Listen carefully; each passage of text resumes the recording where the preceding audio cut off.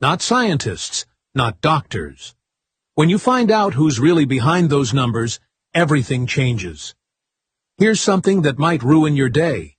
Those expiration dates on your food, they're basically made up. I'm not joking.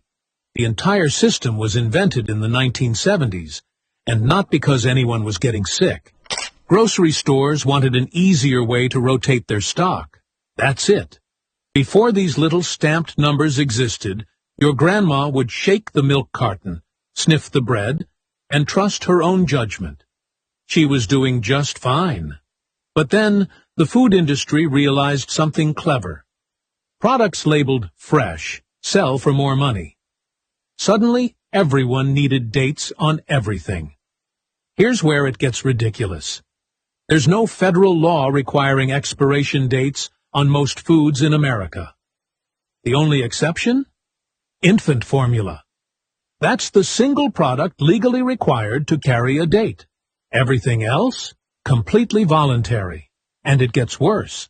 About 20 different labeling systems exist across the country, because each state just does whatever it wants. California has different rules than Texas. New York disagrees with Florida. It's chaos dressed up as consumer protection. My favorite part? The original purpose had absolutely nothing to do with telling you when food becomes dangerous. Zero. Zip. Nada. It was inventory management for store managers, not safety guidance for families. Yet somehow, we've all been trained to treat these arbitrary numbers like sacred commandments. The milk hits its date? Straight to the trash. Yogurt says next Tuesday? Better not risk it. We've become prisoners to a system that was never designed to protect us in the first place. Makes you wonder what else we've been getting wrong, right? Well, those confusing phrases stamped alongside the dates are even more misleading. Sell by, best by, use by. They sound official and scientific, but the truth behind what each one actually means?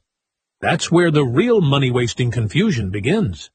Here's the thing most people get wrong. They see sell by and panic. They see best buy and toss everything in the trash. They see use by and act like the food will explode at midnight. But these labels mean completely different things. Sell by is literally just a note for the grocery store. It tells the teenager stocking shelves when to rotate products to the back. That's it.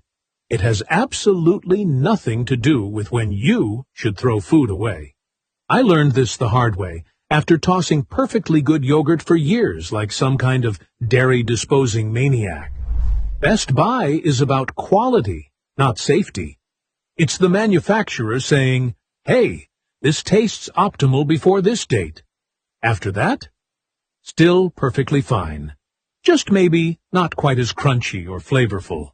Your cereal from 3 months ago won't hurt you. It just might be slightly less exciting. Which, let's be honest, describes most cereal anyway. Now, use by is the only one worth taking seriously. This label actually suggests a safety concern. You'll find it mostly on deli meats and unpasteurized products. Things that can genuinely make you sick. But here's the wild part. Roughly 80% of Americans don't understand the difference. 80%! We're out here throwing away perfectly good food because some marketing team picked confusing words. And manufacturers? They can use whichever phrase they want. There's no standardized system. No rules requiring specific terminology.